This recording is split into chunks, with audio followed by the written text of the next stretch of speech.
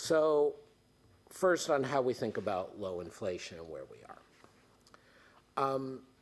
I think one piece that comes out of recent years' experience beyond the sort of negative result with the institutional political economy is that we have to look at the 1970s and the lessons of the 1970s as ever more as a complete outlier.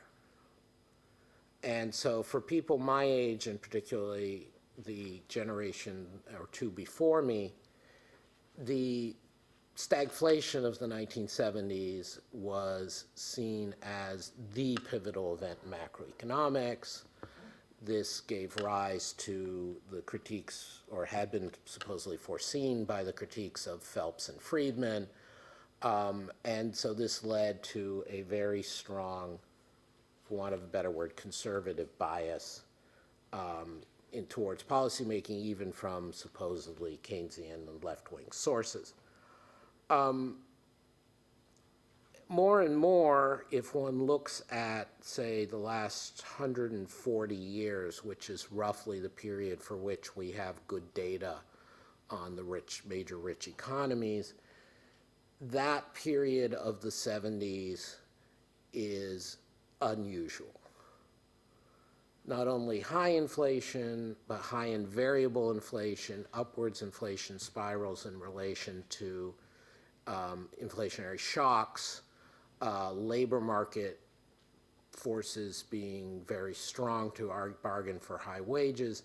This is varying, again, country by country, but broadly speaking, this is really only a 10-year period. This is really only 68 to 78.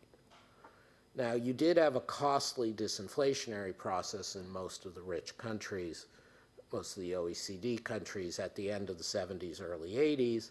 That in and of itself was the fact that the disinflation process was costly was in and of itself a critique of the vertical Phillips curve, forward-looking expectations, institutions matter point of view.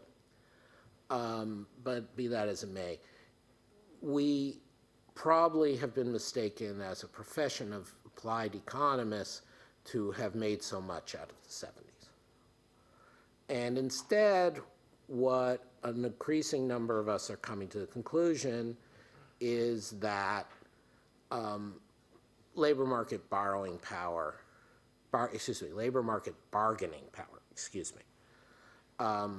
is incredibly important as an ongoing medium-term determinant of macroeconomic stability and wage growth. And again, that may sound anodyne, but remember where we are. We had a long period in which it was insisted that all that mattered over the medium term was the credibility of central bank commitments to low inflation, and where if you did believe that there were certain structures that should have been determinant of inflation outcomes, we should have seen much more persistent cross-national variation in inflation than we did.